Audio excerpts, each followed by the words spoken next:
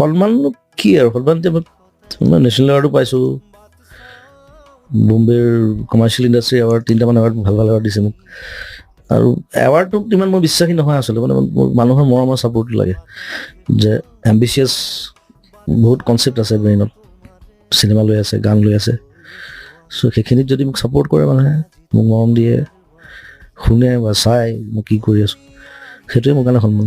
ভূপেন দাৰ মৃত্যুৰ পিছত ভাৰত ৰত্ন আপুনি জীয়াই থাকোঁতে কেতিয়াও জীয়াই থাকোঁতে আপোনাক যিখিনি দিব লাগে, মৃত্যুৰ পিছত সন্মান দি কিবা লাভ আছে জানো, মানে সেই বস্তুটো? মৃত্যুৰ পিছত আচলতে ইণ্ডিয়াত সেইটো মানে দেখা যায়, সেইটো দেৰি হয় দিওঁতে, বাহিৰৰ দেশত নহয়, কিন্তু বাহিৰৰ দেশত জীয়াই থাকোঁতে দিয়ে, যি দিয়ে লাইফ টাইম এচিভমেণ্ট হওক কিবা হওক।